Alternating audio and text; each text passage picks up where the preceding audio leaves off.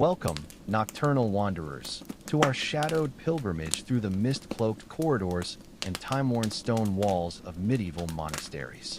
Before we descend into this realm of prayer and penitence, I'm eager to learn where you're joining from tonight and what draws you to these ancient sanctuaries of devotion. Are you nestled in bed in New York, watching dawn break over Tokyo, or stealing a quiet moment somewhere in between? Wherever you are, I'm deeply grateful you've chosen to wander these haunted halls of history with me. If these moonlit explorations through forgotten chapters of medieval life resonate with you, consider subscribing so we may continue unearthing these buried tales together. Now close your eyes. Imagine stepping through the groaning oak doors of a Benedictine monastery in the year 1200. The air hangs thick with incense and the damp musk of centuries-old stone. Flickering candlelight licks at granite walls, casting writhing shadows that murmur of generations steeped in devotion and silent agony. Here, an entire world exists apart, shut away from the chaos beyond its walls, yet festering with its own unique brand of brutality. Tonight, we'll walk in the rope-sandaled footsteps of monks who renounced the secular world in pursuit of divine grace, only to discover their earthly trials had just begun. We'll witness the bone-crushing weight of religious discipline, the gnawing void of perpetual fasting, and the psychological torment of enforced silence, a hush so absolute it could unravel even the most steadfast soul. The monastery bell tolls through the darkness, summoning brothers to matins at 2 a.m. Its iron tongue has echoed across these cloisters for lifetimes, marking not just the hours of prayer, but the merciless cadence of a life waged in spiritual warfare against the flesh, the world, and the devil himself. Picture Brother Thomas, a novice of barely 6 months. His family, minor nobility from the hinterlands, discarded him here as a third son with no inheritance. The romantic visions he harbored of monastic life have long since eroded, like the crumbling mortar between these very stones. His stomach knots from the meager diet of stale bread, thin gruel, and wine so watered it barely stings the tongue. His knees weep raw from endless hours genuflecting on icy flagstones. His spine screams from dawn-to-dusk labor in the monastery's fields and workshops. Yet the physical torment pales against the mental anguish. The rule of Saint Benedict governs his existence with ironclad precision. Speech is forbidden outside designated hours, and even then, only for matters of bare necessity. This silence isn't meditative. It's a smothering shroud that amplifies every racing thought until the mind becomes its own prison. With no outlet for expression, no human connection to soften solitude's edge, thoughts ricochet endlessly in the skull's hollow chambers. The monastery operates on a schedule that would break a plow horse. Sleep comes in stolen 4-hour fragments. The brothers rise at 2 a.m. for matins, pray until dawn's first gray fingers appear, then march straight into daily labor. 7 canonical hours of prayer punctuate each day: prime at sunrise, terce at 9, sext at noon, none at 3, vespers at sunset, and finally compline before the fleeting respite of sleep. Between these devotions, the monks toil under brutal conditions. Some work the monastery's sprawling fields, breaking earth with primitive tools beneath scorching sun or lashing rain. Others hunch in scriptoriums until their eyes blur and hands cramp into claws, copying manuscripts letter by painstaking letter. The fortunate few craft goods in workshops, though even this gentler labor means repetitive motions that leave joints swollen and fingers permanently bent. Food is both scarce and deliberately joyless. The rule decrees meals should sustain life, but never pleasure. Meat is forbidden except for the dying. The daily fare? Coarse bread often green with mold, thin vegetable broth, and weak ale that barely qualifies as sustenance.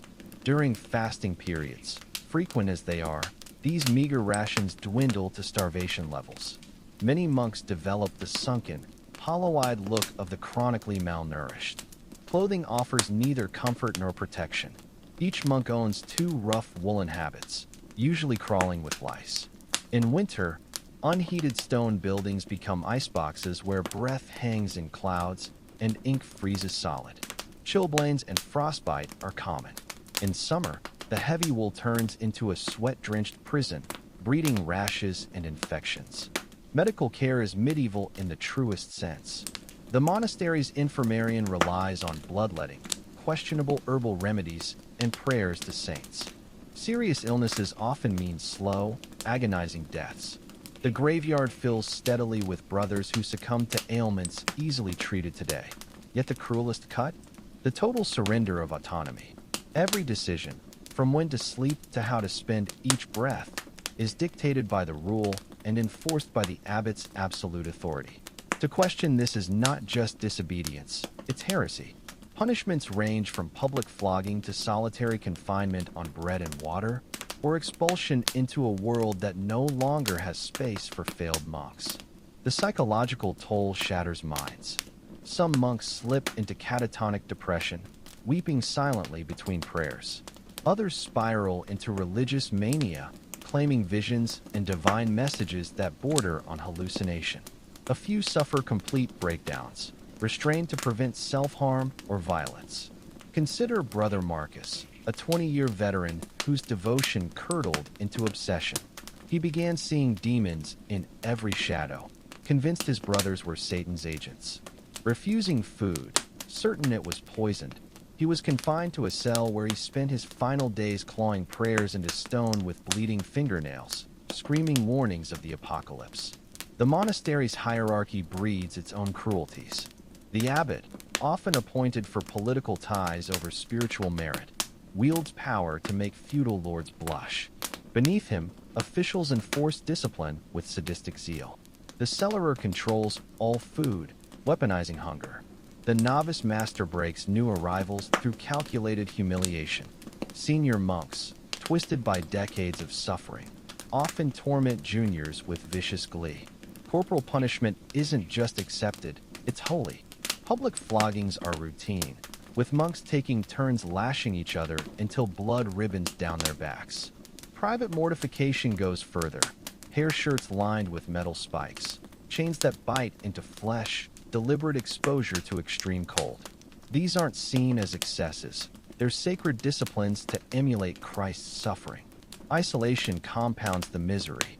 Monks receive no news from family, attend no funerals or weddings. Many entered as children, given by families who couldn't feed them and know no other life. Yet they fantasize about the world beyond, crafting elaborate mental escapes that only deepen their despair. Sexual anguish festers. Young men in their prime must maintain perfect celibacy, with no outlet for natural desires. The monastery's strict segregation from women does nothing to quell urges, branded as demonic temptations requiring harsh penance. Some develop dangerous fixations. Others face shame and punishment for impure acts. The monastery library, if it existed at all, held maybe a few dozen books chained to desks, accessible only to senior monks. Intellectual curiosity was actively discouraged as prideful. The monastery library, if it existed at all, was less a treasury of knowledge than a prison for thought, its few dozen volumes chained to heavy oak desks like dangerous criminals. These shackled tomes whispered a silent truth. Curiosity was not enlightenment, but heresy in disguise. Most monks remained functionally illiterate, their education limited to recognizing familiar prayers by rote memorization. The rare exceptions, those who painstakingly learned to read and write, did so through brutal repetition and the ever-present threat of the lash for mistakes. The scriptorium was no hall of learning, but an intellectual slaughterhouse where minds were systematically broken and rebuilt into perfect copyists, human quills devoid of comprehension. The monastery's economic engine ran on a darker fuel than piety. Monks labored like galley slaves in fields, breweries, and workshops, their unpaid toil generating wealth that flowed upward to the abbot's coffers. Agricultural work meant backbreaking labor during planting and harvest, 16-hour days that left brothers collapsing in the furrows. In the brewery, monks sweltered over steaming vats of fermenting ale they were forbidden to drink, while the kitchen staff endured the exquisite torture of preparing lavish feasts for visiting nobles while surviving on crusts and gruel. Seasonal extremes brought fresh torments. Winter transformed the workshops into frozen hellscapes where tools stuck to bare flesh. Summer meant laboring under the lash of the sun with water rationed to sips.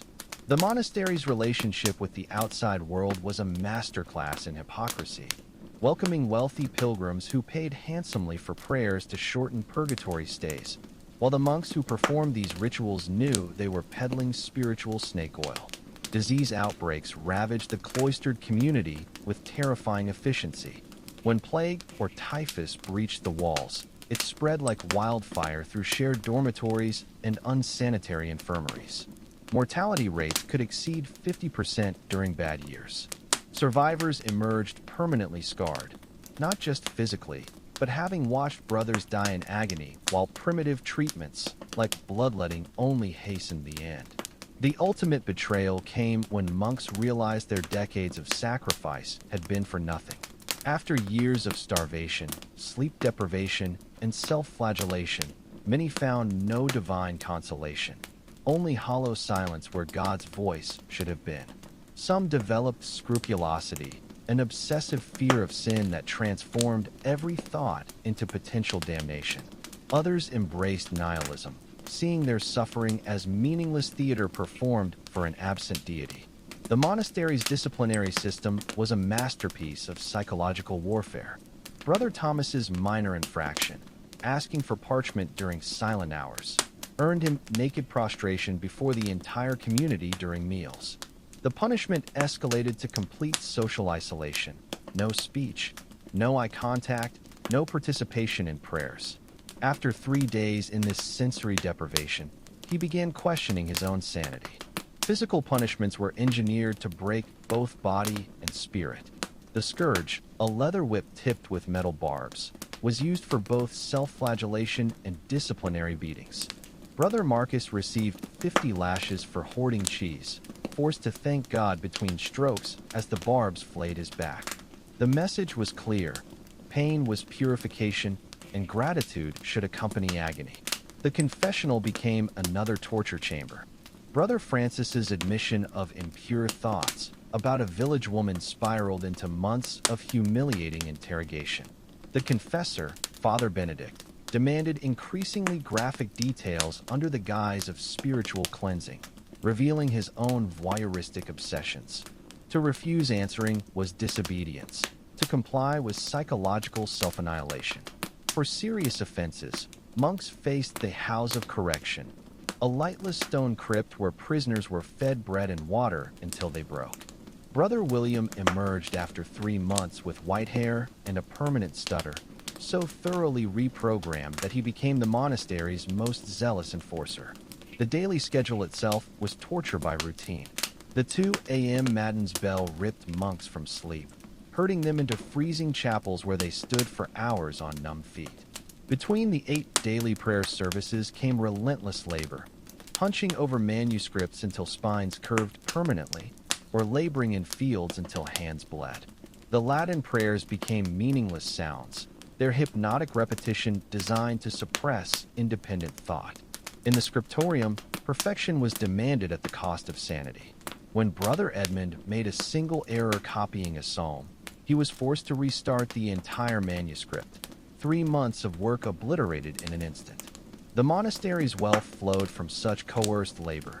Exquisite illuminated manuscripts sold to nobles, created by monks who worked in near darkness until their eyesight failed. The kitchen was perhaps the cruelest workplace. During Lent, Brother Paul prepared sumptuous feasts for wealthy pilgrims while his own stomach ate itself from hunger. The scent of roasting meat became psychological waterboarding. The sight of fine wines a mockery of his watered-down ale. Novices, some as young as 12, faced special brutality. Given to the monastery by families who couldn't feed them, these boys dreamed of education but found only drudgery. When novice Richard asked when his studies might begin, he was beaten for presumption and assigned to clean latrines. The senior monks seemed to take particular pleasure in crushing youthful spirits, perhaps remembering their own broken dreams.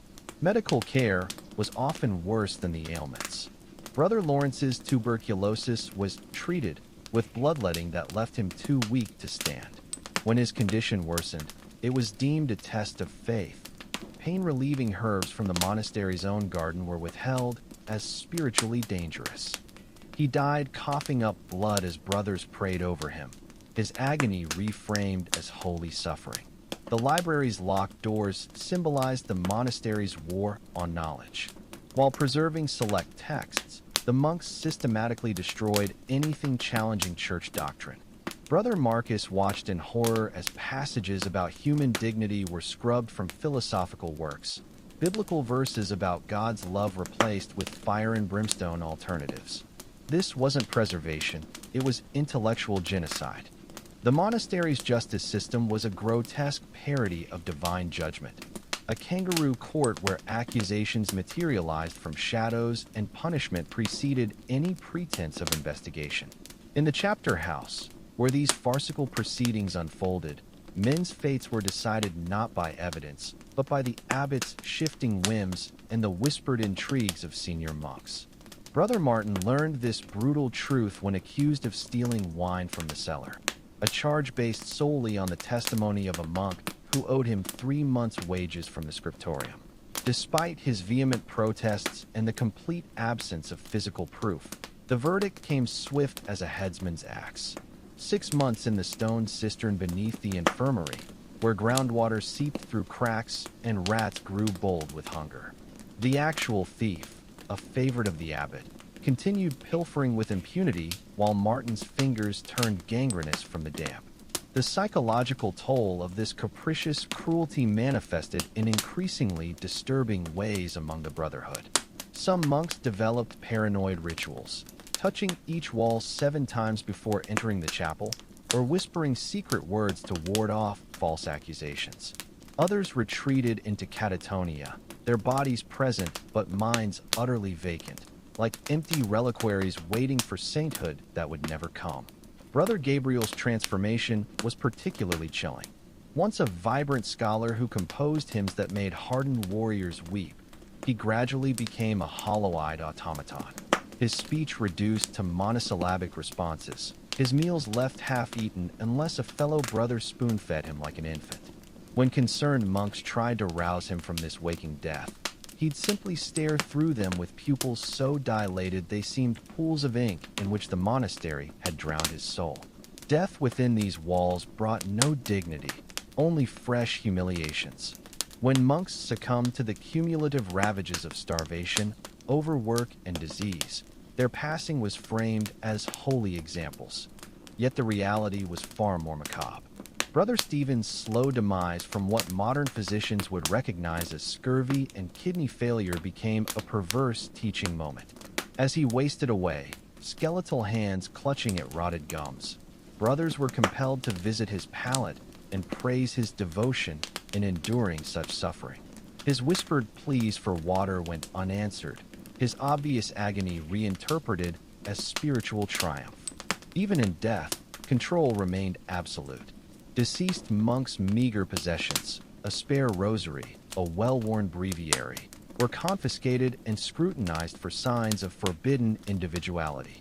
When pressed flowers were discovered in Brother James' psalter, his corpse was denied consecrated ground, buried instead near the latrines where the abbey's waste would desecrate his remains in perpetuity.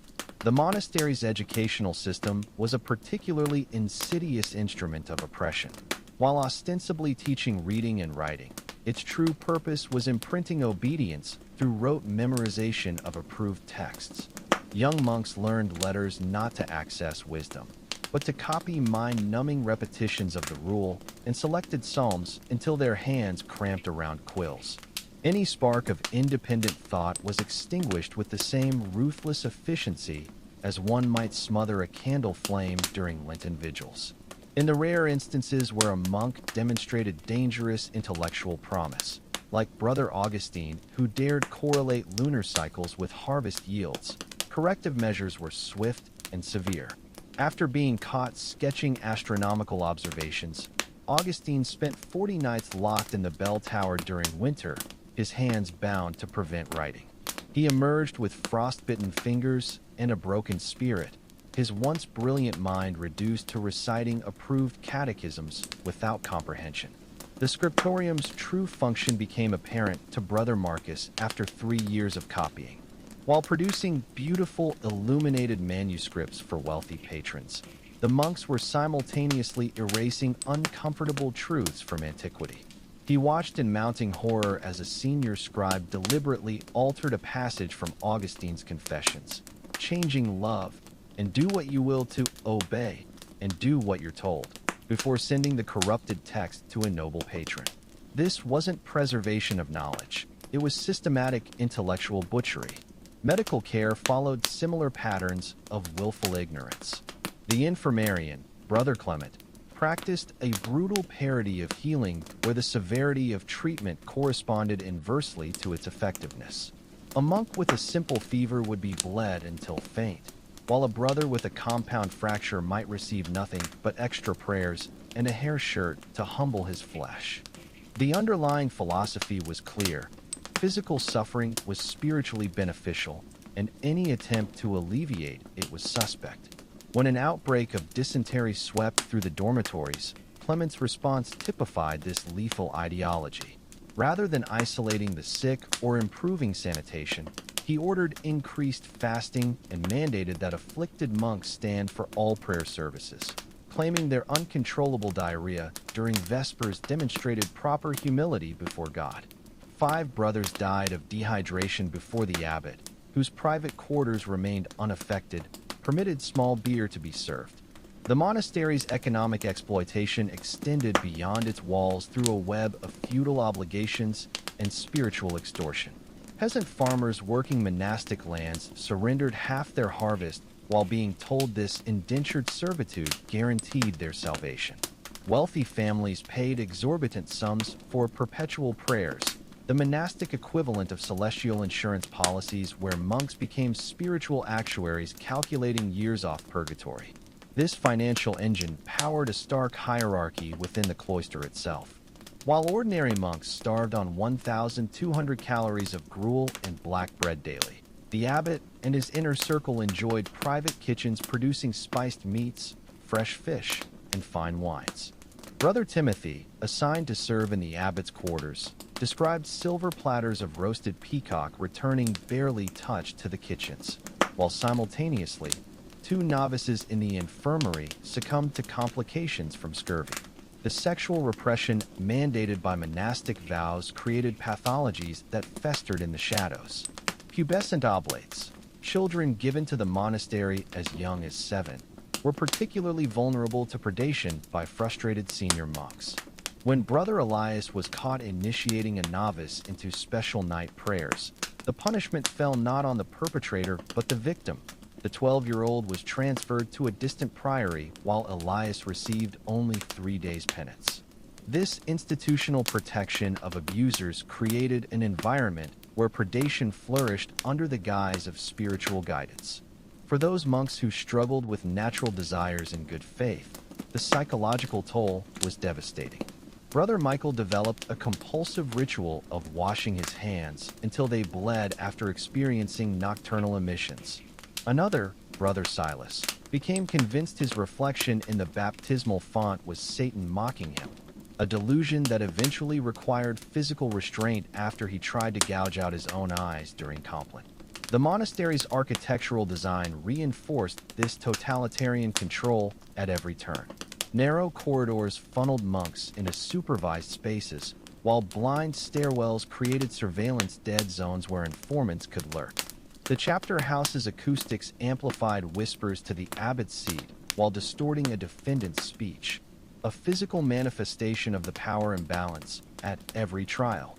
Even the latrines were positioned so that senior monks could monitor duration and frequency of use, interpreting digestive habits as signs of spiritual sloth. Perhaps most damning was the monastery's perversion of time itself.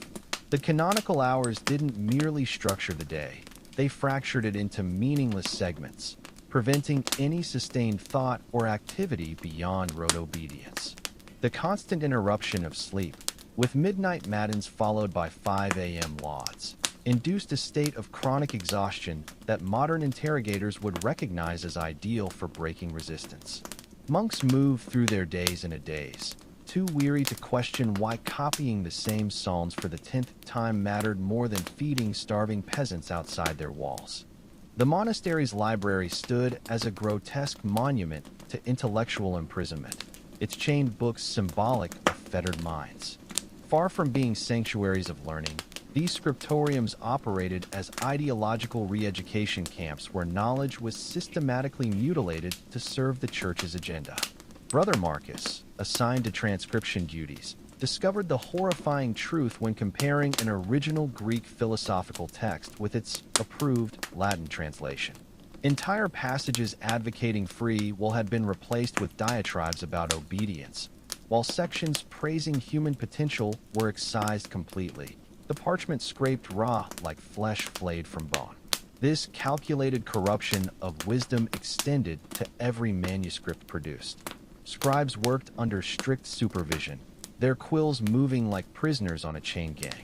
Any deviation from the prescribed text, whether accidental or inspired by conscience, resulted in days of bread and water penance in the freezing chapel.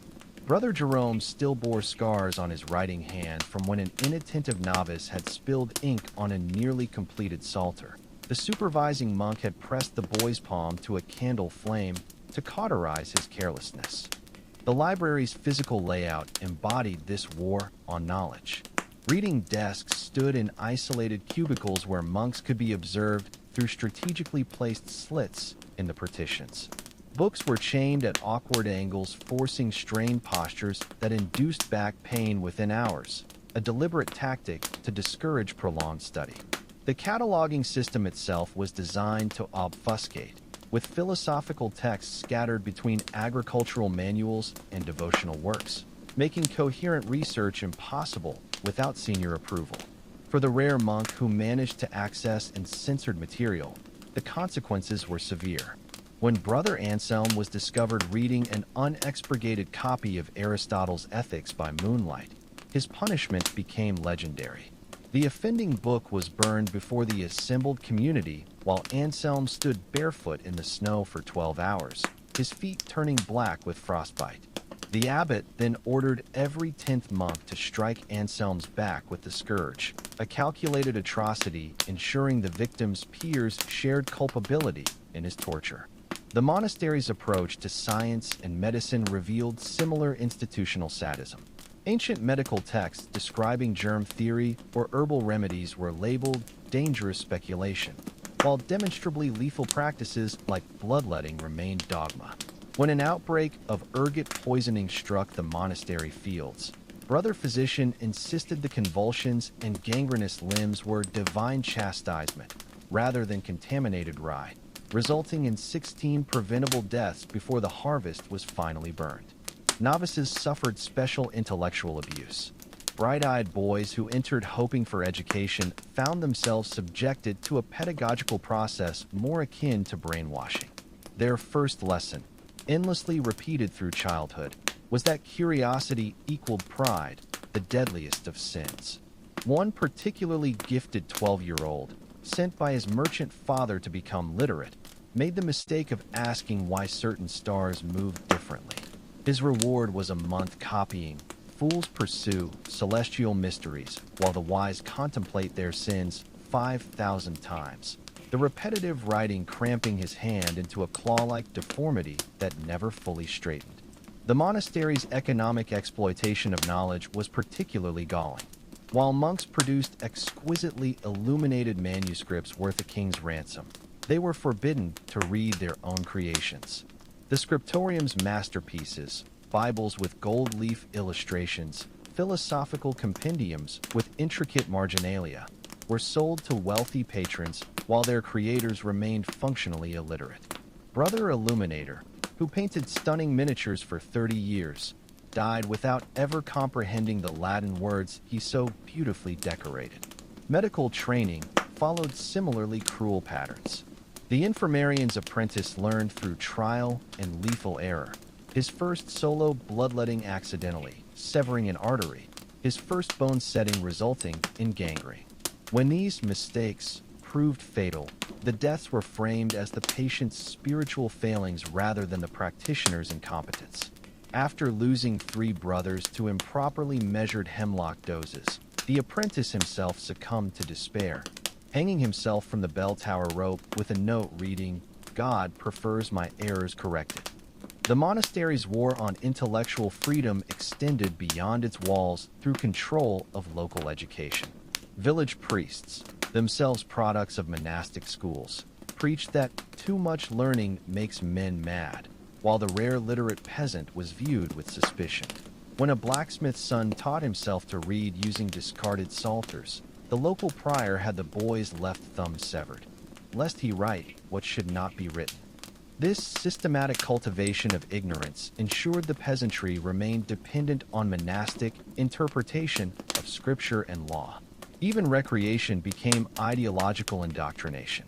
The few permitted games, chess with pieces representing church hierarchy, dice carved with moral precepts, reinforced obedience.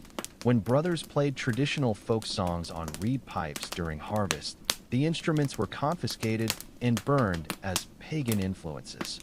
The sole permitted music was Gregorian chant, its repetitive melodies and Latin lyrics reinforcing doctrinal messages even in sleep-deprived minds.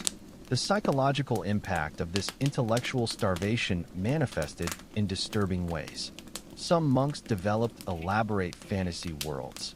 Brother Simeon spent years secretly constructing an imaginary library in his mind, shelving every forbidden book he'd heard mentioned. Others exhibited symptoms resembling modern autism spectrum disorders, rocking and humming while tracing imaginary letters on their habits. The most tragic cases were those like Brother Lex, who after 30 years of copying Latin developed acute aphasia. He could painstakingly reproduce entire manuscripts without comprehending a single word. Religious observance itself became twisted through this anti-intellectual lens. Complex theological concepts were reduced to simplistic binaries: obey/disobey, saved/damned. Brother theologians' attempt to discuss Augustine's theories on predestination earned him a week in the stocks with a sign reading, "Beware the leaven of Pharisees." The Bible was selectively taught through carefully curated passages emphasizing suffering and submission, while Christ's messages of love and liberation were conspicuously absent from sermons. The monastery's ultimate victory was making its victims complicit in their own mental imprisonment. Generations of monks internalized the belief that thinking was dangerous, that questions were sinful, that ignorance equaled purity. When a traveling scholar once visited with news of scientific advances in Baghdad, the brothers crossed themselves and retreated, not by order, but by conditioned reflex. The chains on the library's books had, over decades, been transferred to their minds. The confessional booth, draped in shadows and the faint scent of mildew, was where the monastery's psychological warfare reached its most diabolical perfection. What began as a sacrament of reconciliation had been perverted into an institutionalized rape of the mind, a spiritual vivisection performed without anesthetic. Brother Thomas learned this through excruciating experience during his weekly confessions with Father Benedict. The ritual always began with the same deceptively gentle prompt: "Speak freely of your sins, my son." But when Thomas confessed to mundane failings, impatience during Vespers, a stolen moment of extra sleep, the priest's voice would drop to a serpent's whisper: "These are but leaves hiding the rotten fruit. Dig deeper." The interrogations that followed employed techniques modern psychologists would recognize as coercive persuasion. Father Benedict wielded silences like a scalpel, letting them stretch until Thomas invented sins to fill the void. He'd reference previous confessions with terrifying precision. "Last month you admitted envy toward Brother Paul's penmanship," proving no vulnerability was ever forgotten or forgiven. By winter's end, Thomas found himself confessing to crimes his conscience didn't recognize. Secret hatred of the abbot, he felt only fear. Deliberate neglect of prayers, he'd merely dozed from exhaustion. Even impure thoughts about the Virgin Mary statue, Its alabaster curves had simply caught his eye. The final horror came when he realized he'd begun believing these fabricated sins, his own mind turning traitor under relentless pressure. The monastery weaponized these confessions with chilling efficiency. Detailed records were maintained in a locked cabinet organized by monk's name and weakness. Brother Martin's admission of childhood bedwetting became evidence of weak character, justifying his assignment to latrine duty during visiting noble women's tours. Brother Luke's homesickness, confessed during a moment of vulnerability after his mother's death, was later cited as attachment to worldly things when he questioned the abbot's new building project. For serious transgressions, real or imagined, the monastery employed a hierarchy of punishments designed to escalate psychological damage. First came the silent treatment, weeks where the offender was treated as invisible, his voice unanswered even during emergencies. Brother Daniel endured this after questioning the cellar's wine accounting, developing a nervous stutter that persisted even after reconciliation. Next was the shadow penance, forced to follow another monk like a specter, mimicking his every action without speaking. Young brother Elias cracked after 3 days of this, sobbing that his reflection had stopped moving in the wash basin. The most severe was the death ritual.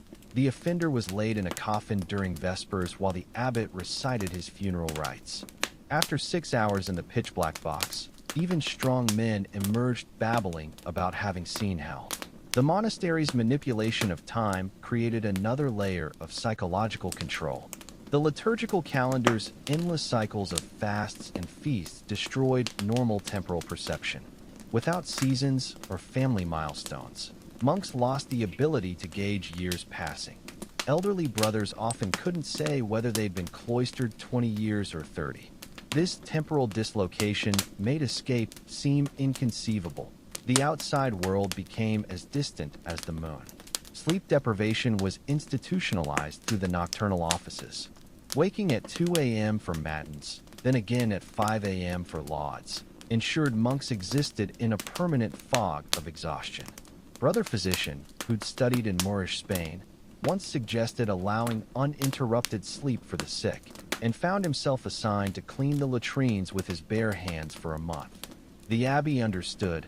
Rested minds might question, exhausted ones only obeyed. Food control reached Nazi-like precision.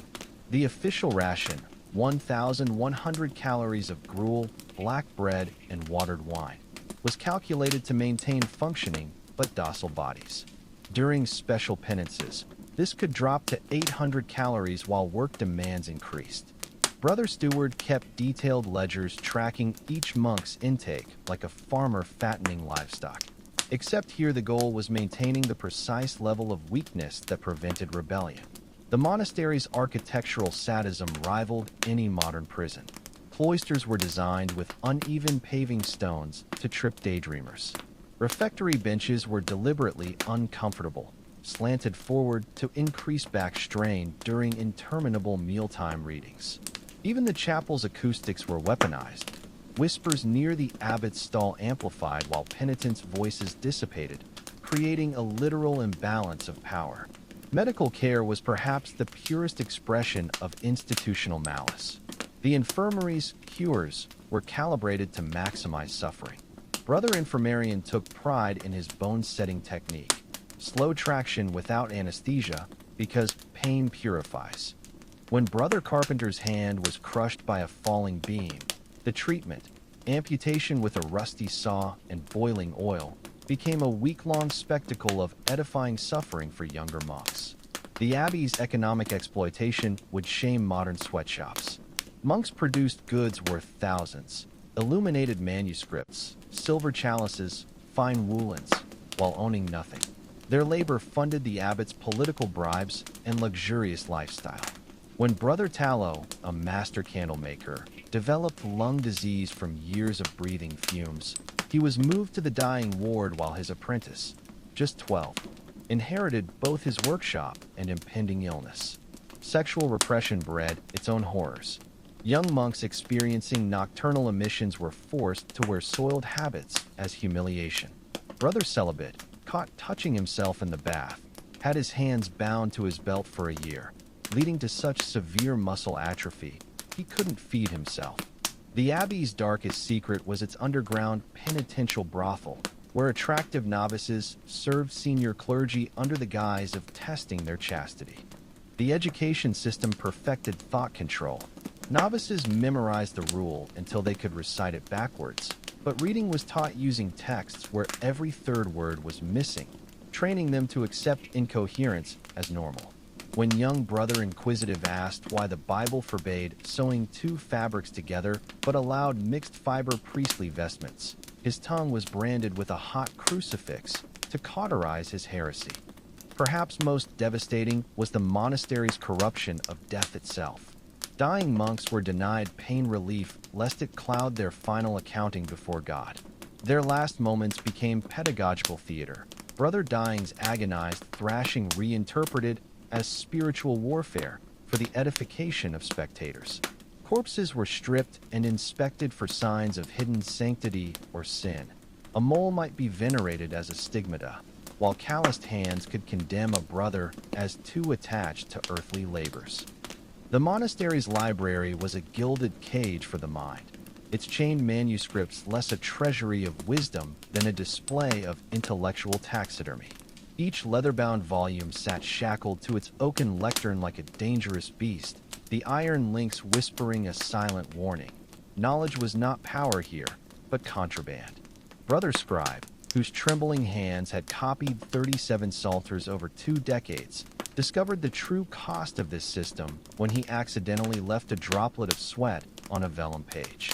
The punishment, standing motionless for 12 hours with arms outstretched like a crucifix, left his shoulders permanently disfigured. A lesson, the abbot proclaimed, in how bodily imperfections mirror spiritual stains. Yet the real lesson was clearer. Creativity was a sin, perfection an illusion, and every human effort ultimately inadequate before God's unmeetable standards. The scriptorium operated on principles that would make a Stalinist censor blush. Teams of monks worked under the watchful eye of the corrector, a senior brother whose sole duty was ensuring no heterodox thought contaminated the texts. When copying Cicero's philosophical works, entire passages about individual liberty were replaced with boilerplate piety. Brother Translator once made the fatal mistake of rendering Aristotle's "the unexamined life is not worth living" too accurately. His subsequent retraining involved copying the abbot's sermons onto his own skin with iron gall ink. The monastery's approach to science was institutionalized ignorance.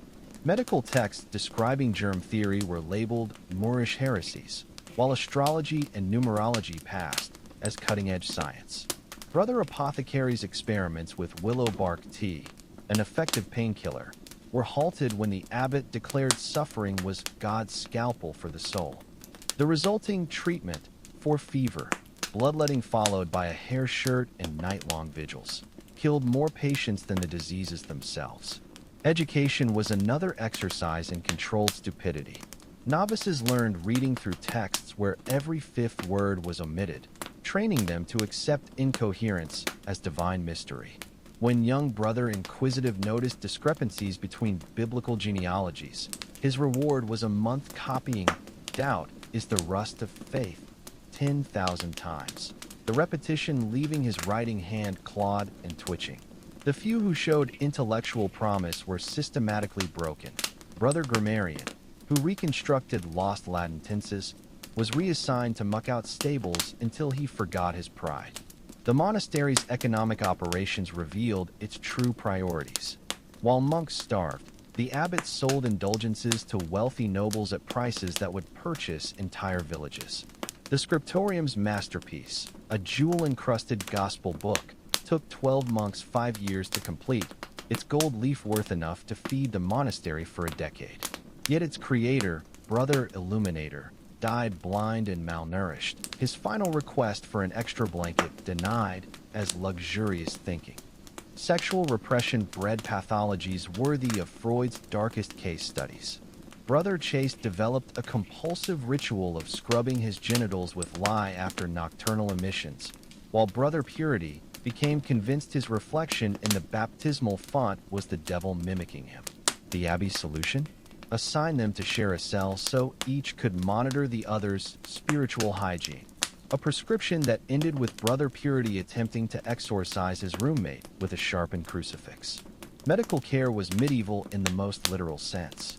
The infirmary's standard treatment, bleeding, purging, and prayer, was less about healing than ensuring suffering had spiritual value.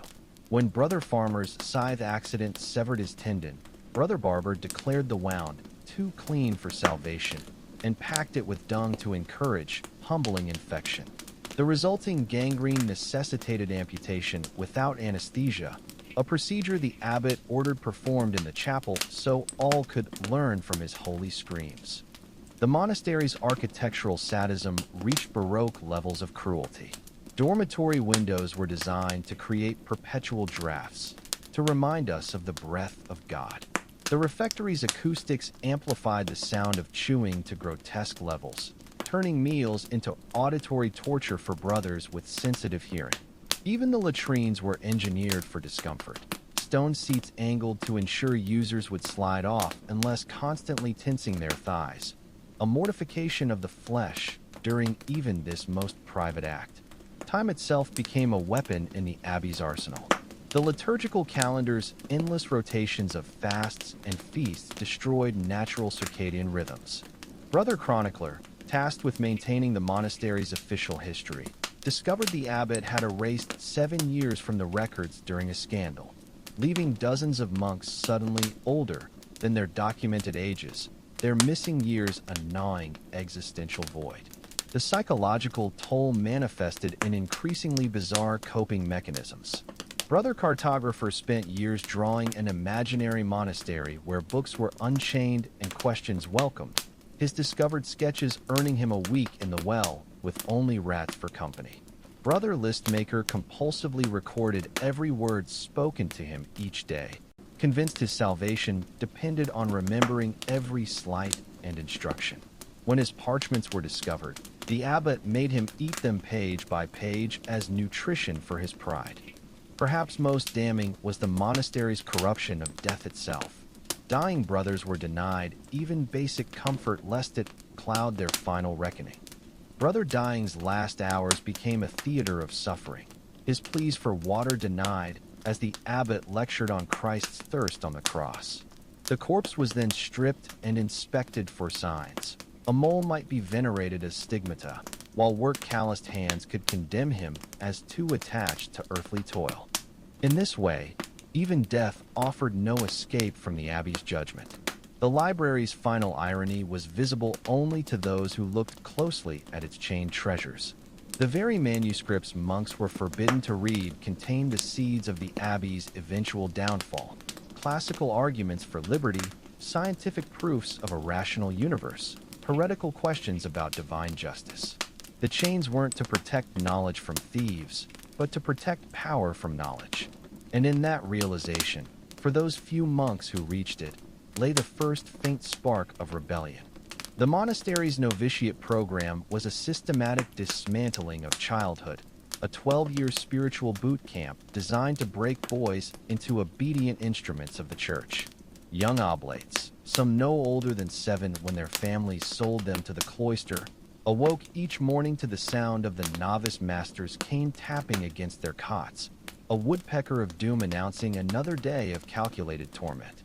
Brother Novice, a bright-eyed boy who had entered clutching a carved wooden horse, his sole possession from the outside world, learned the first rule within hours: attachment was death. When the horse was discovered beneath his straw mattress, the novice master made him burn it in the refectory fireplace while reciting, "I renounce all worldly loves." The lesson took. 20 years later, now brother stable master, he would flog a homesick boy for petting a workhorse too affectionately. The educational curriculum was a masterpiece of anti-pedagogy. Reading instruction began with the alphabet carved into a paddle, each mistake earning a stroke with the very letter mispronounced. Little brother Slow, who confused B and D, wore bruises in the shape of both letters for weeks. Arithmetic lessons focused exclusively on counting lashes and calculating fasting days, practical skills for monastic life. When one prodigy solved a complex equation about grain distribution, he was sent to weed the cemetery as punishment for prideful calculation. Psychological manipulation reached Nazi youth camp levels of sophistication. Boys were encouraged to betray each other for extra bread crusts. Brother Snitch earned his name by reporting 3 friends for sharing a stolen apple, only to find himself shunned into madness. Sleep deprivation was routine, with special devotion nights, where novices stood vigil until dawn, their legs buckling while the novice master lectured on hellfire. The few who wet their beds from exhaustion were paraded with soiled sheets as slothful sinners. Physical abuse was both constant and creatively cruel. The Saint Benedict's embrace involved being squeezed in a vice-like hug while reciting sins until ribs creaked. Angelic posture meant kneeling on dried peas for hours until blood soaked through the habit. Worst was the silent treatment. Days where the offender was ignored completely, his existence denied even as he collapsed from hunger or injury. Brother Forgotten, left in this state for a week after questioning a beating, emerged believing himself invisible and spent years trying to walk through walls. The monastery's sexual repression protocols would make a Victorian headmaster blush. Puberty was treated as a spiritual crisis to be managed through humiliation and pain. When nocturnal emissions occurred, an inevitable biological process, the offending novice was forced to wear his soiled habit inside out for a week while cleaning the latrines. Brother Awkward, who developed an innocent crush on the baker's daughter during her annual visit, was made to kiss the flagstones each time she passed until his lips bled. Nutritional deprivation was scientifically calibrated. Growing boys received barely 1,000 calories of gruel and hardtack, enough to keep them functioning but constantly hungry. The monastery's kitchens, which produced fine meals for visiting bishops, became torture chambers where novices scrubbed pots while smelling roasted meats they'd never taste. Brother Hungry, caught licking a discarded cheese rind, was forced to wear a wooden glutton's collar that prevented him from bringing hands to mouth. He had to lap food like a dog for 6 months. The few glimpses of outside world were weaponized. Annual visits from families became excruciating tests of detachment. Boys who showed too much joy at seeing mothers were assigned extra penance. When little brother Homesick wept after his father's visit, the novice master made him burn the small gift he'd received, a carved bird, while reciting, "All earthly love is vanity." The lesson took root like a cancer. The grown man would later refuse to visit his dying mother, citing spiritual priorities. Religious instruction was particularly twisted. Bible stories were edited into object lessons about obedience. David's defeat of Goliath became a parable about knowing one's place rather than courage. When creative brother artist drew a picture of Jesus smiling, he was made to redraw it endlessly with the face erased, for no man may depict the divine. After 300 blank-faced Christs, the boy's artistic spirit was broken for life. The novitiate's ultimate victory was making its victims complicit in the cycle of abuse. Former tormented boys became tormentors themselves, inventing new humiliations with the creativity only first-hand experience could provide. Brother Novice Master, who as a child had been locked in a coffin for crying, now kept a special little tomb for sensitive newcomers. The system perpetuated itself with brutal efficiency, each generation more inventive in its cruelties than the last. By the time novices took final vows, the transformation was complete. The bright-eyed boys who had entered were gone, replaced by hollow-eyed monks who jumped at shadows and crossed themselves at independent thoughts. Whatever spark of curiosity, creativity, or compassion they possessed had been systematically extinguished, not by accident, but by design. The monastery didn't just break boys, it manufactured perfect slaves, each one a walking testament to the church's absolute power over mind, body, and soul. And in the rare cases where the programming failed, where some stubborn spark of humanity survived, the monastery had final solutions. Brother Defiant, who secretly taught two novices to read properly, disappeared into the night after falling from the bell tower. His body was buried in the unhallowed ground beyond the walls, his name erased from the rolls, his very existence denied. In the abbey's accounting, he had never been born, never lived, never died. A perfect zero, the ideal monastic state.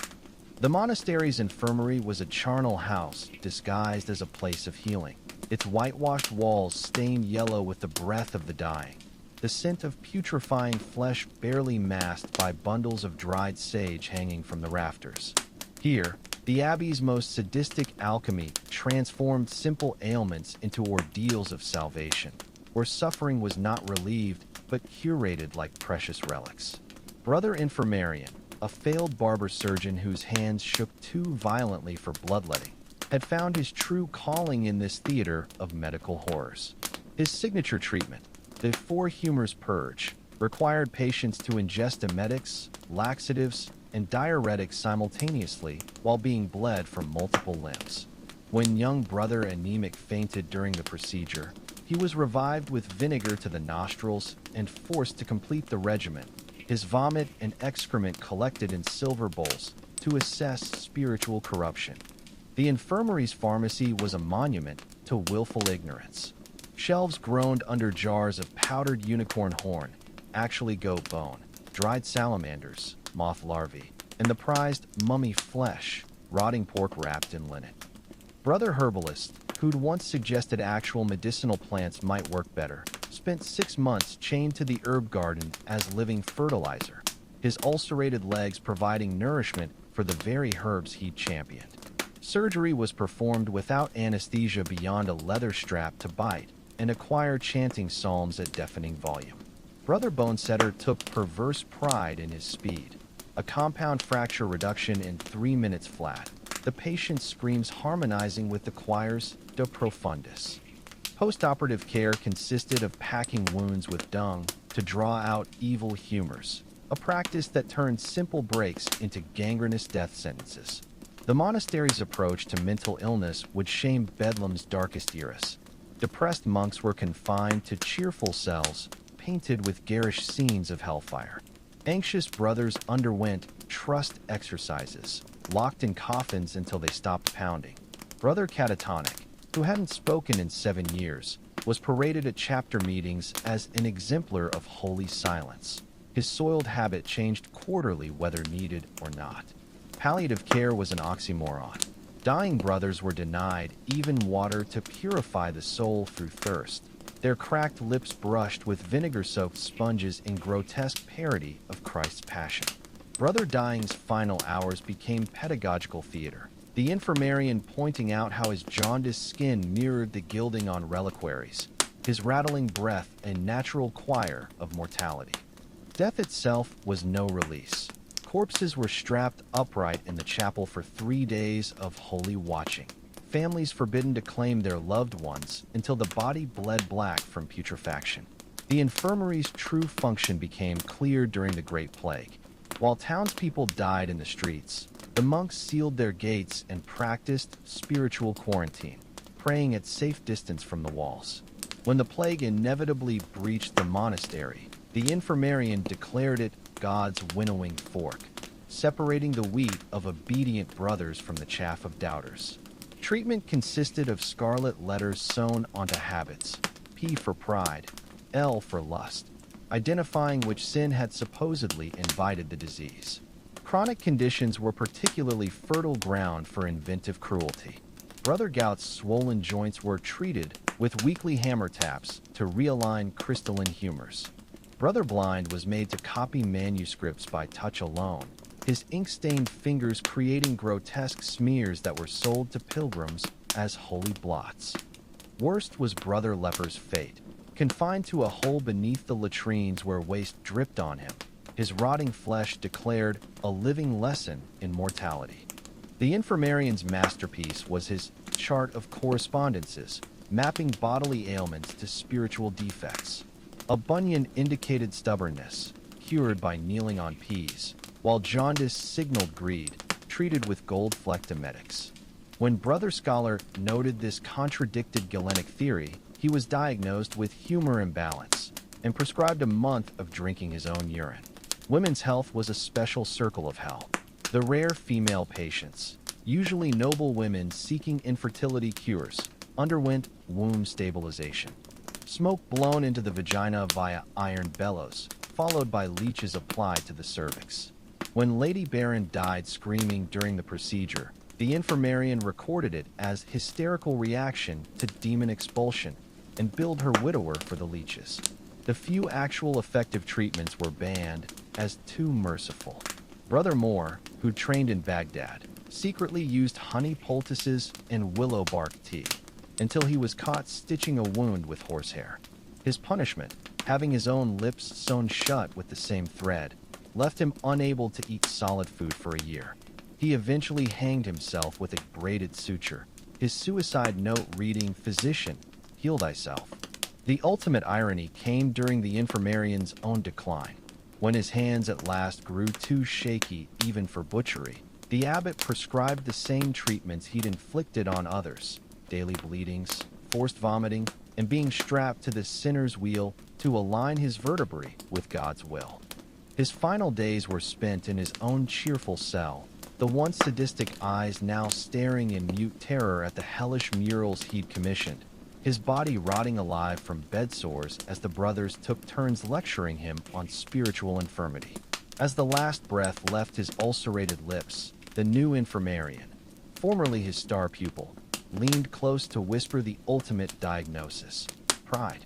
The corpse was given the full treatment: 3 days of holy watching, a thorough humoral analysis of its fluids, and finally, burial in the monastery's septic field, where his bones would continue serving as fertilizer for the herb garden, just as his teachings fertilized generations of medical barbarity. The monastery's scriptorium was a factory of forgetting, a place where knowledge went to be sterilized, mutilated, and repackaged as dogma. Under the watchful eyes of the corrector, a hunchbacked monk whose spine had curved from decades of peering over scribes' shoulders, the written word was systematically disemboweled of anything resembling truth or beauty. Brother Scribe, whose trembling hands had once illuminated a psalter so exquisite it brought visiting bishops to tears, now copied texts he couldn't comprehend. Years of malnutrition and candlelit labor had stolen his sight. He worked by touch alone, his ink-stained fingers tracing grooves in the parchment made by a guide nail. When he accidentally smeared a page, the corrector made him lick the vellum clean, then assigned him to transcribe a medical text describing the diseases carried by human saliva. The scriptorium's true function was not preservation, but controlled destruction. Ancient texts entered as whole cloth and emerged as patchwork quilts of orthodoxy. Aristotle's musings on ethics were gutted of nuance, their complex arguments reduced to obey your superiors. A rare surviving fragment of Sappho's poetry became a hymn to the Virgin Mary after the corrector's deletions. Even scripture wasn't sacred. The Sermon on the Mount's radical compassion was trimmed to focus on judgment and hellfire. Punishments for scribal errors were calibrated to the crime. A misplaced comma earned a day copying with one hand tied behind the back. Misspelling a saint's name meant writing it correctly 10,000 times in increasingly smaller script until the letters swam like gnats before the eyes. But the ultimate sanction, reserved for those who introduced unauthorized ideas, was the palimpsest penance. Brother Heretic was forced to scrape clean a priceless ancient text with his own fingernails, then overwrite it with the abbot's sermons until his fingertips bled onto the parchment. The scriptorium's hierarchy was a microcosm of monastic cruelty. At the bottom crouched the beasts, novices who prepared parchment by soaking and scraping animal hides in freezing water until their hands ulcerated. Above them toiled the drones, monks who copied mind-numbing repetitions of the same psalms until they could recite them backwards in their sleep. The elite illuminators worked in a gilded cage, their talents reserved for decorating capital letters while forbidden to read the words they adorned. Brother Illuminator, whose gold leaf miniatures had made the abbey famous, worked under special constraints. His left eye had been deliberately blinded with a hot needle after he was caught reading a text he was illustrating. to focus his spiritual vision. Now he painted halos with microscopic precision, while the words beneath them remained meaningless squiggles. His masterpiece, a jewel-encrusted gospel book, took 7 years to complete, during which he was forbidden to speak lest he taint the holy work. When finished, his reward was being reassigned to the tannery, where the acids ate his remaining sight within a year. The scriptorium's most insidious creation was its censorship system. Each scribe had a shadow, a fellow monk tasked with reviewing every stroke of the pen. Brother Shadow, who took perverse pride in finding heresies where none existed, once condemned a perfectly copied passage because the spacing between letters suggested Pelagianism. The accused spent a month copying the same verse in every conceivable spacing until his hands cramped permanently. Knowledge itself was rationed like Lenten fare. The library's catalog was written in cipher, its organizational system designed to frustrate rather than facilitate. A monk seeking Cicero might find him shelved between a treatise on horse breeding and a collection of boilerplate sermons, the connections between them known only to the corrector. Even the ink was weaponized, adulterated with substances that caused headaches and blurred vision after prolonged use. The scriptorium's ultimate victims were the living books, monks with prodigious memories who were forbidden to write. Brother Mnemosyne could recite the entire rule backwards in 3 languages, yet wasn't permitted to teach others. When he secretly dictated to a novice, both were punished by having their tongues nailed to a wooden tablet for a day. The novices for receiving unauthorized knowledge, Mnemosynes for giving it. Ironically, the scriptorium's greatest treasure was hidden in plain sight. Beneath the corrector's desk lay a chest of fragments, scraps of original texts deemed too dangerous to preserve yet too valuable to destroy. Here lay the unexpurgated Aristotle, the forbidden Ovid, the radical Augustine. When Brother Curious discovered it while cleaning, he spent stolen midnight hours piecing together the truth, until caught and sentenced to copy the corrector's expurgated versions until his death. His final act was smuggling one scrap, a fragment of Plato's Republic, into his sleeve before being walled into a penitential cell. The corrector's reign ended fittingly. After 40 years of mutilating texts, his eyesight failed completely. The abbot, in a rare moment of poetic justice, assigned him to the beasts to prepare parchment, where the old man's gnarled hands, once so precise in their destruction, now tore more hides than they cured. He died blind and babbling about invisible ink, his life's work ensuring future generations would never know what wisdom had been lost. And in the scriptorium, the work continued. Monks copying corrupted copies of corrupted texts, each generation's version further from the original, like a game of whispered secrets where the final message bears no resemblance to the first. The books grew more beautiful with each passing year, their illuminations more intricate, their bindings more lavish. But the words inside were empty husks, the kernels of truth long since eaten away by the slow worms of orthodoxy. The monastery's bell tower stood as a stone sentinel over the surrounding countryside, its iron tongue marking not just the hours, but the absolute dominion of the church over time itself. Every tolling was a hammer blow to individuality, a reminder that even the most private moments belong to the institution. Brother Bellringer, whose shoulders had grown permanently lopsided from 20 years of rope pulling, knew better than most how sound could be weaponized. The bells were tuned to create deliberate dissonance, a cacophony of clashing harmonics that modern audiologists would recognize as sensory assault. Matins at 2 a.m. wasn't merely early. Its jagged peals were designed to trigger primal panic, jolting monks from sleep with adrenaline surges that left them trembling through prayers. The Devil's Interval, a tritone forbidden in secular music, featured prominently in the death knell, its unsettling resonance said to shake loose, sinful souls. Brother Deaf, who'd lost his hearing from decades beneath the bells, now rang through muscle memory alone. His ruined eardrums spared the auditory torture he inflicted on others.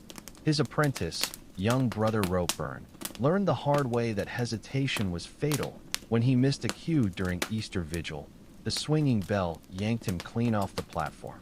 His shattered legs healed crooked, making him the perfect living lesson. Falter in your duty, and the church will break you. The tower staircase was another masterpiece of monastic sadism. Its irregular steps, some shallow, some treacherously deep, forced climbers into constant vigilance. Brother Stumbler, who'd fallen and cracked 3 ribs during a winter ascent, was made to repeat the climb daily with a full water barrel until he could do it blindfolded. The training left him with a permanent limp and pathological fear of heights, ideal qualities for a bell ringer who'd never dared desert his post. Timekeeping itself was a form of control. The monastery's water clock ran deliberately slow in winter, making night offices longer, and fast in summer, shortening meager sleep. When Brother Horologist corrected it using astrolabe measurements, he was accused of defying God's time and sentenced to a year adjusting his own habits, sleeping when the erroneous bell rang, waking when it falsely signaled rest. The psychological torture broke his sense of temporal reality. He died convinced the second coming had already occurred and he'd been damned to eternal vespers. The bells also served as the abbey's propaganda arm. Their peals marked not just canonical hours, but political victories. A special sequence celebrated the burning of heretics in nearby towns. Another commemorated the abbot's birthday with such violence that pigeons fell dead from the rafters. When King Philip appropriated monastery lands, the bells fell silent in mourning for precisely 3 days, a calculated insult that earned the abbot compensatory gold from the chastened monarch. Ironically, the tower's greatest secret lay in its acoustics. The stairwell's spiral shape created perfect sound conduits. Whispers at the base traveled clearly to the belfry. Brother Eavesdropper spent years cataloging these sonic channels, mapping how confidences in the vestry became public knowledge by tierce.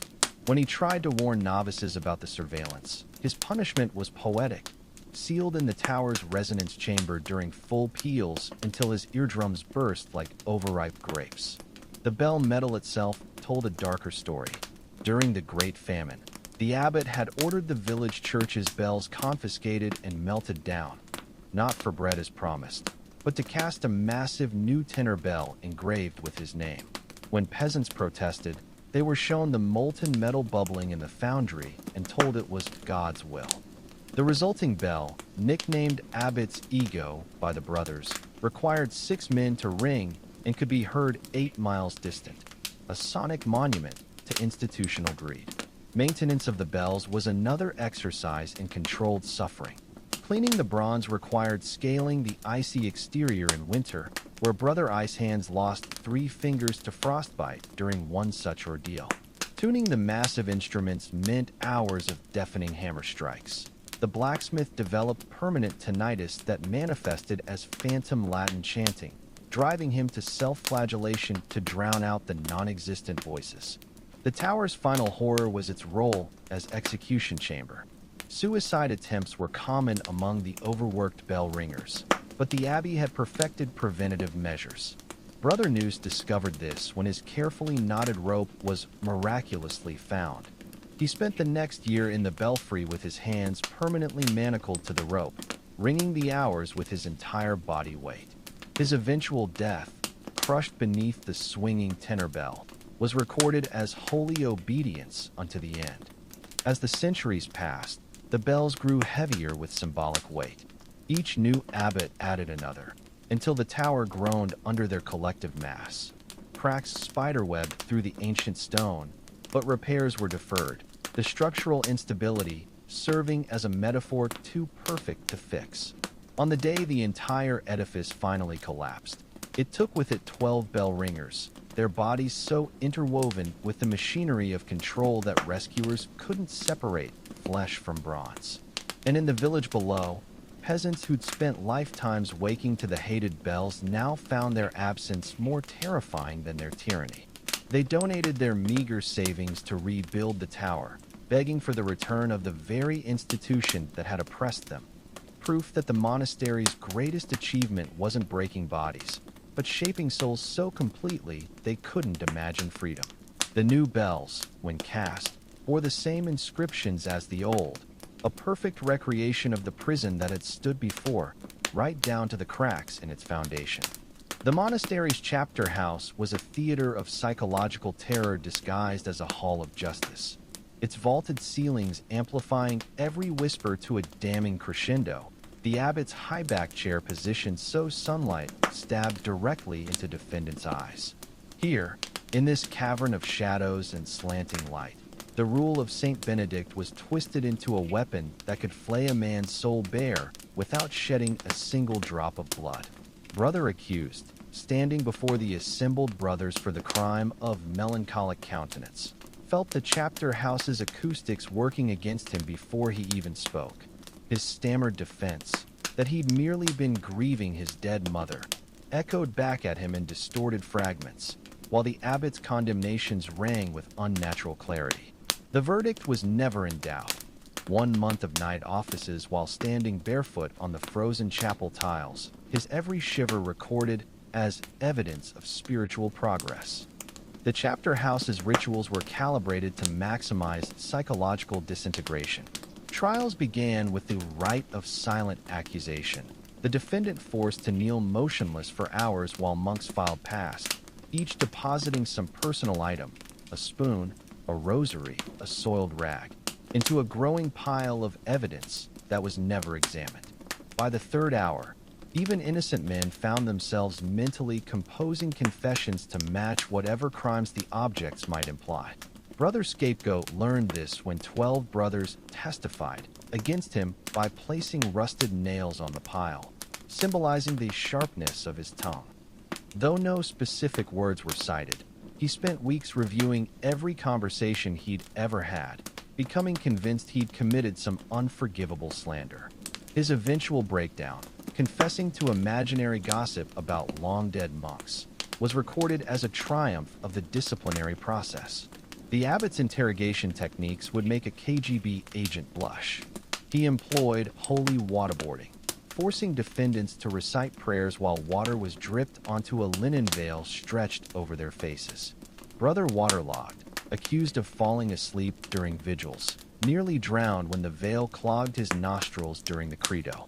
His desperate gasps were interpreted as demonic resistance, earning him additional penance. For serious charges, the threefold inquisition was deployed. The accused was questioned simultaneously by 3 monks speaking different texts, scripture, the rule, and his own previous confessions, until his answers became incoherent hybrids of all 3. Brother Confused, subjected to this over a disputed loaf of bread, emerged believing he'd committed all 7 deadly sins simultaneously and begged to be flogged for each in succession. The chapter house's architecture itself facilitated oppression. Its circular layout eliminated any corner to hide in, while the abbot's seat was elevated just enough to force defendants into a perpetual neck-craning posture that induced vertigo. The stone floor was subtly sloped to make kneeling painful within minutes, and strategically placed drains ensured any vomit from nervous defendants was swiftly carried away, both practically and from the record. Punishments were designed to be both humiliating and pedagogically useful. Brother Glutton, caught stealing kitchen scraps, was made to wear a pig mask while serving meals, his every bite monitored by the entire refectory. Brother Sloth spent a month tied to the water wheel, his body providing the power to grind flour he wasn't permitted to eat. Most creative was Brother Proud's sentence. He was forced to crawl through the cloisters barking like a dog while novices rode on his back, the experience curing his arrogance by leaving him with a permanent stoop and facial tic. The chapter house also served as the monastery's propaganda studio. Visiting nobles were treated to carefully staged trials, where handsome monks confessed to minor infractions and were given token punishments, a stark contrast to the brutal reality. When Bishop Visitation attended, a prepared defendant dramatically discovered faith mid-trial and was mercifully assigned to copy scripture, unaware the same man had been starved in a lightless cell for weeks to ensure his performance was sufficiently gaunt and trembling. Records were meticulously falsified. The chapter book, which purported to document every proceeding, was actually 2 volumes, the sanitized version for outsiders and the true ledger, written in cipher and kept under the abbot's bed. Here, real punishments were recorded alongside their psychological effects. Brother Slow, 20 lashes for tardiness, now startles at bell tones, or Novice Bright, 3 days sensory deprivation, now compliant during instruction. The ultimate power of the chapter house lay in its ability to make monks police themselves. After witnessing a few trials, brothers began preemptively confessing to imagined sins to avoid formal charges. Brother Paranoid once spent a week wearing a hair shirt for lustful dreams he never actually had, simply because he'd passed the laundress on the stairs and her scent might have triggered something. The system didn't just punish crimes, it manufactured them. When actual crimes occurred, like the systematic abuse of novices by certain senior monks, the chapter house machinery swung into reverse. Accusers found themselves on trial for bearing false witness. Evidence mysteriously disappeared, and victims were transferred to distant priories. Brother Truth-Teller, who reported seeing the cellar master assault a boy, was himself accused of sodomitical fantasies and sentenced to permanent latrine duty, where his testimony could be dismissed as the ramblings of a feces-obsessed mind. The chapter house's final masterpiece was its self-perpetuating nature. Each generation of monks became more inventive in their accusations, more creative in their punishments, more thorough in their self-censorship, not through any central directive, but because the space itself taught them how to think. By the time Brother Inquisitor took the abbot's chair after 30 years of service, he didn't need to consult the cipher ledger. He'd internalized every technique, every psychological pressure point, every unspoken rule. And on the day a trembling novice was brought before him for the crime of asking why, the old monk didn't even glance up from his nails as he pronounced sentence. Wall him in the scriptorium closet until he learns the value of silence. The perfect circle was complete. Victim had become victimizer, the oppressed had become the oppressor, and the chapter house's walls echoed once more with the sound of another soul being broken on the wheel of holy obedience. The monastery's graveyard was a theater of the grotesque, a carefully curated landscape where even death served the institution's relentless propaganda. Unlike the haphazard burial grounds of peasant villages, these neatly ranked tombstones told an official story of holy sacrifice and divine reward, each plot positioned to reinforce the abbey's narrative of perfect order extending beyond the grave. Brother Gravedigger, whose twisted spine made him resemble the very crosses he carved, knew better than most how the abbey weaponized mortality. His chisel had etched hundreds of epitaphs, always the same 3 approved phrases: obedient unto death, sacrificed for holy discipline, or simply he believed. When young brother scribes suggested adding individual details, he was assigned to dig graves for a month using only a spoon. His resulting blisters, proof that sentimentality softens the hands. The burial rituals were masterclasses in psychological control. Corpses were stripped and inspected with clinical detachment, every mole scrutinized for potential stigmata, every callus evaluated as evidence of either holy labor or sinful attachment to worldly toil. Brother Emaciated's ribcage, visible through parchment-thin skin after years of starvation, was declared a living reliquary and displayed during his funeral procession. By contrast, Brother Plump, who'd secretly traded manuscripts for cheese, was buried face down with a swine's jawbone clenched between his teeth, a warning carved into his tombstone. Whom the world fattens, God judgeth. The cemetery's spatial hierarchy mirrored the monastery's rigid class structure. Saints and abbots occupied the sunlit eastern slope, their marble monuments towering over the humble markers of ordinary monks. The western shadowlands held the imperfect dead, suicides, suspected heretics, and those who died under mysterious circumstances. Brother Suspicious moldered here beneath an unmarked stone, his death by falling from the scriptorium window never investigated, though 11 brothers had witnessed the cellar master push him. Children who died in the monastery's care received special treatment. Oblate graves were arranged in neat rows like a macabre classroom, tiny skeletons buried with their hands folded in eternal prayer. When 8-year-old brother Innocent succumbed to pneumonia after a winter in the unheated dormitory, his corpse was dressed in novice robes 2 sizes too large, the excess fabric stuffed with rosemary to mask decomposition during the week-long, exemplary mourning. His tombstone bore the chilling inscription, "Never knew sin, therefore now perfect." The abbey's economic exploitation extended beyond the grave. Wealthy families paid exorbitant sums to bury relatives in prayer proximity to saintly tombs, though the actual graves were often just empty pits near the charnel house. Brother Entrepreneur, who devised this scheme, kept meticulous records showing how the price doubled during plague years, his ledger noting with satisfaction how grieving widows would sell their last jewels for assurances of heavenly reunion. Medical research on cadavers was technically forbidden, but exceptions were made for edifying anatomy.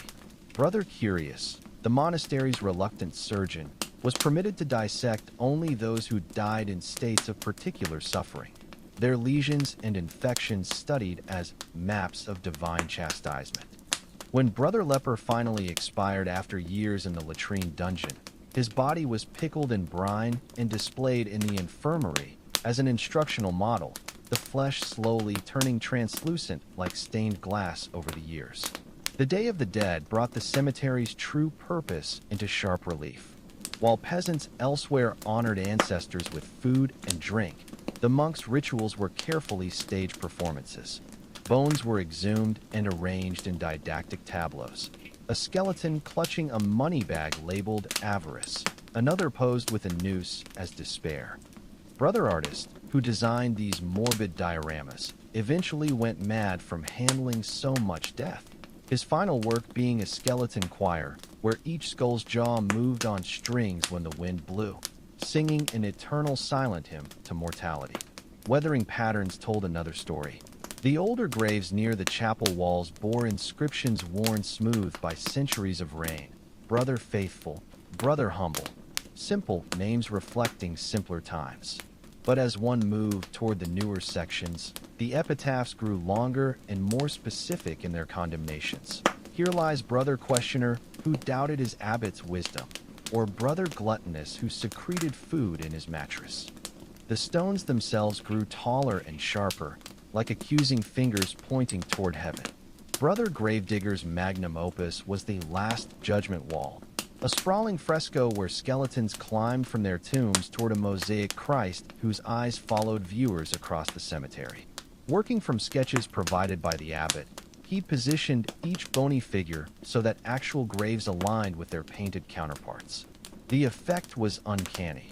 On the winter solstice, shadows from the standing crosses fell precisely where the fresco's hellmouth gaped, creating the illusion that certain tombstones were being swallowed by the underworld. The cemetery's ultimate function was revealed during the Great Plague. As villages emptied, the abbey became a fortress of the dead, its walls lined with lime pits where peasant corpses were dumped by the cartload, while inside, monks continued their meticulous burials with added pomp. Brother Opportunist convinced the abbot to sell plague-proof burial shrouds soaked in arsenic, which slowed decomposition without actually preventing infection. When the scam was exposed by a traveling physician, the brothers simply buried him in the pauper's field and burned his belongings, including the incriminating evidence. In the end, even Brother Gravedigger became part of the spectacle he'd maintained for decades. When his arthritic hands could no longer hold a chisel, he was given the honor of posing for his own tombstone, kneeling with arms outstretched in eternal supplication. The sculpture was so lifelike that for years afterward, novices swore they saw it blink during midnight vigils. His epitaph, dictated by the abbot, read simply, "He carved our reminders, now be one." And so the monastery's circle of control remained unbroken, its grip extending even beyond death, each generation of monks becoming first custodians, then exhibits, and finally silent warnings in this garden of stone and shadows. The monastery's final secret lay buried beneath the ossuary, a labyrinth of tunnels where the abbey's darkest truths festered like unconfessed sins. These were not the hallowed crypts where saintly relics gleamed in golden caskets, but a claustrophobic underworld of forgotten oubliettes and bricked-up chambers, their existence known only to a select few. Brother Lamplighter, whose hunched form shuffled through these passages each night, carried not just oil for the lamps, but the weight of generations of silence. The tunnel's original purpose had long been obscured by layers of institutional amnesia. Romanesque arches spoke of their origins as refuge from Viking raids, while later modifications told darker stories. Iron rings bolted into walls where troublesome monks had been chained, narrow confession pits, where a man could stand neither straight nor lie down. The newest additions were the most disturbing: soundproof cells with feeding slots, built during the current abbot's reign to house those whose minds had broken under monastic discipline, but whose families were too powerful to simply dispose of. Brother Forgotten languished in one such cell for 17 years after cracking during a particularly brutal Lenten fast. His wealthy merchant father paid handsomely for this special care, unaware his son spent each day tracing the same Latin phrase into the stone: Miserere me, Deus, have mercy on me, God, until his fingertips wore down to nubs.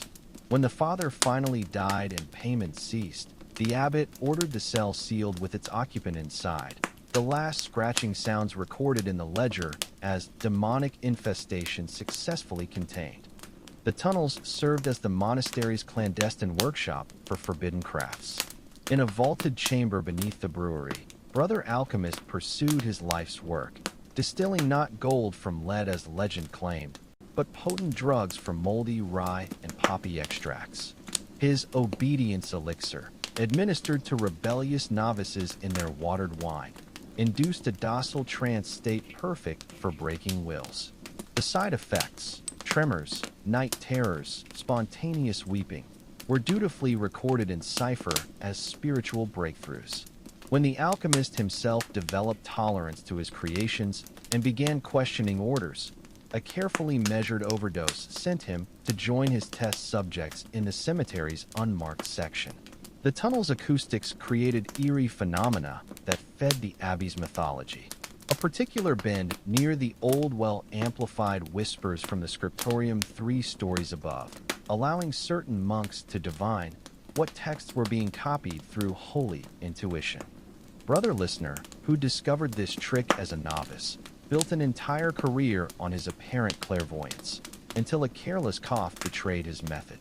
His punishment was poetic, sealed alive in the resonant chamber with his ears filled with molten wax, becoming literally what he pretended to be, deaf to all but God's voice.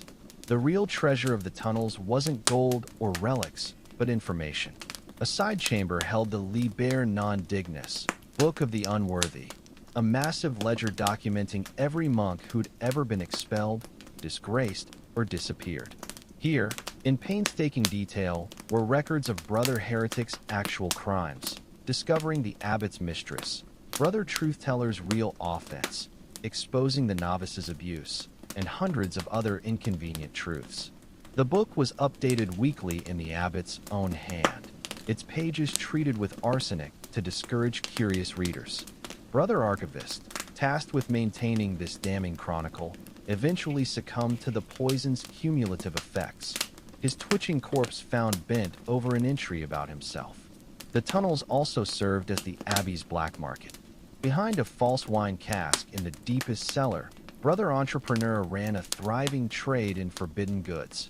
Real ink for monks tired of using their own blood, extra blankets during winter fasts, even the occasional letter from outside. His prices were steep: a month's food ration for a scrap of parchment, 2 years' worth for a smuggled book, but business never slowed. When he was finally caught with a contraband copy of Ovid's love poems, the abbot made an example of him. The offending pages were burned and the ashes mixed into his gruel, which he was force-fed through a funnel until his stomach ruptured. Most disturbing were the tunnel's living residents. Beneath the infirmary festered a colony of monastic moles, broken brothers deemed unfit for public view, but too useful to discard. Brother scribes shaking hands still copied simple text by candlelight, his cell littered with discarded vellum where tremors had ruined the letters. Brother Calculator, driven mad by years of astronomical computations, counted grains of sand in an hourglass that never turned. And in the darkest cell of all crouched Brother Silence, who hadn't spoken since witnessing the abbot murder his lover 30 years prior, his tongue reportedly cut out, though no one dared check. The tunnel's ultimate purpose was revealed during the Great Rebellion of 1382, when reformist monks seized control of the chapter house. The abbot and his inner circle simply disappeared, resurfacing weeks later with ducal soldiers at their backs. The rebels, who'd assumed victory, were methodically hunted through the tunnels they never knew existed. Brother Martyr, the rebellion's leader, was walled alive in the old well shaft, his muffled psalms audible for days until a carefully measured dose of quicklime ended both his voice and life. Modern archaeologists would later puzzle over the tunnel's contradictory features, the beautiful frescoes in some chambers contrasting with the obscene graffiti in others, the meticulous records alongside obvious falsifications. But Brother Lamplighter, who spent his final years oiling the lamps along those dank passages, understood the truth. The tunnels weren't just a physical space, but a metaphor for the monastic mind. Layer upon layer of sanctimony and sin, reason and madness, memory and deliberate oblivion, all existing simultaneously in the dark. When the old lamplighter finally died, crushed by a collapsing tunnel section, he'd warned the abbot needed repairs. His replacement found something curious. Along the most trafficked route, someone had scratched small crosses at eye level every few paces. Only when the new lamplighter matched them to the locations of overhead gratings did he realize. Each mark indicated where a shaft of daylight penetrated the darkness at certain hours. The ultimate heresy in this kingdom of shadows, a map of the light. The monastery's final reckoning came not with a divine trumpet blast, but with the slow, inevitable decay of its own contradictions. Like an overgrown garden choking on its own vines, the institution succumbed to the very systems of control it had perfected, a self-consuming beast that ultimately devoured its keepers. Brother Chronicler, whose ink-stained fingers had documented 6 decades of monastic life, saw the signs first. The account books showed a troubling pattern. While the abbey's wealth grew exponentially, its population dwindled. Where 200 monks had once filled the cloisters, now barely 80 shuffled through the halls. Most of them old men with the 1,000-yard stare of those who had witnessed too much.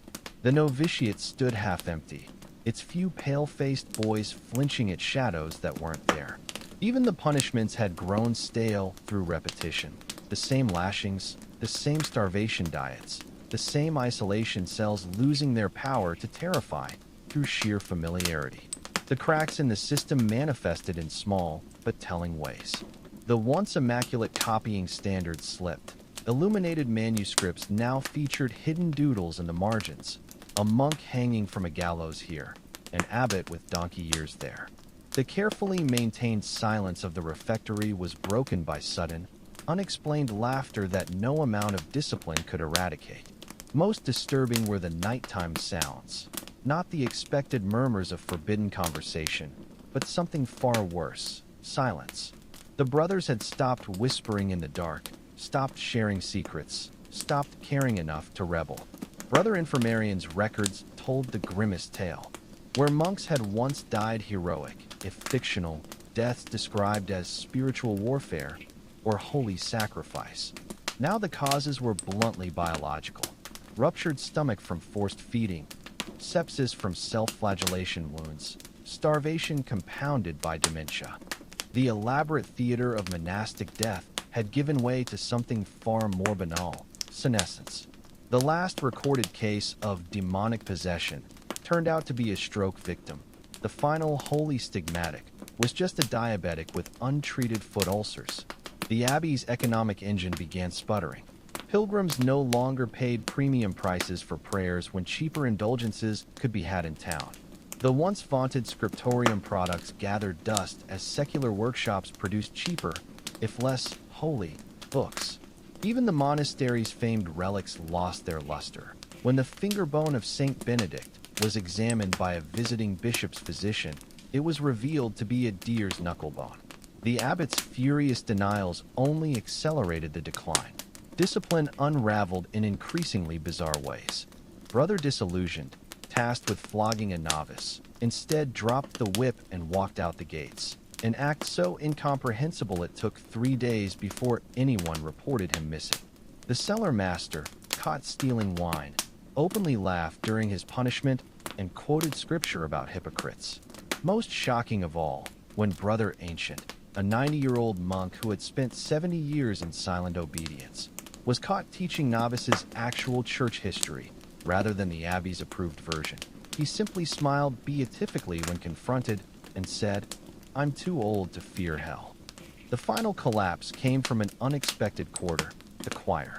For centuries, the monastery's chant had been its crown jewel, the purest expression of its spiritual authority. But as the old choir masters died off, their replacements proved different. Brother musician, trained in the outside world before taking vows, made the fatal mistake of introducing polyphony. When the abbot thundered that such innovation was the devil's arithmetic, the entire choir did something unprecedented. They disagreed. Not violently, not rebelliously, just a quiet, collective shrug that was somehow more devastating than any revolt. On the day the end came, there was no dramatic confrontation. No mob of peasants stormed the gates.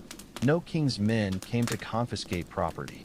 The last abbot simply failed to wake up one morning, his body found curled around the account books, fingers still clutching a ledger showing the monastery was technically bankrupt.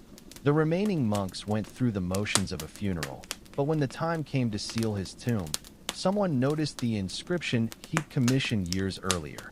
He stewarded God's earthly treasure. The stone was left uncarved. In the months that followed, the monastery emptied like a sinking ship. Brothers who had endured decades of torture now wandered away with vague excuses about visiting family or seeking new spiritual challenges. The few who remained were the truly broken ones, men so institutionalized they couldn't imagine life beyond the walls. They shuffled through the motions of prayers no one believed in, tended gardens whose produce no one ate, and rang bells whose tones no one answered. Brother Chronicler stayed longest, his obsessive record-keeping having become an end in itself. When he finally laid down his pen, the last entry was uncharacteristically brief. "The rats are getting bold in the granary. Today I saw one eating from the abbot's favorite chalice. It did not seem afraid. He left the book open on his desk and walked out into a spring morning, the gates swinging shut behind him with a sigh rather than a slam." The building stood for another century before collapsing, not from violence or divine wrath, but from simple neglect. Ivy choked the cloisters, owls nested in the scriptorium rafters, and the famous bells finally fell from their rotting supports. Local children dared each other to enter the ruins, whispering that ghostly chanting could still be heard on winter nights. They were half right. The wind through the broken arches did sound remarkably like Gregorian chant, if one listened with imagination. And in the village tavern, the old stories were still told, though their moral had changed. Where once they'd been cautionary tales about disobeying the church, now they served as grim jokes about the folly of unchecked power. The favorite concerned the last abbot's ghost, said to wander the ruins counting imaginary coins. But that's not the scary part, the storyteller would whisper. The scary part is he still believes the numbers matter. The laughter that followed was uneasy, but it was laughter nonetheless, the first sound of true freedom the monastery had ever inspired.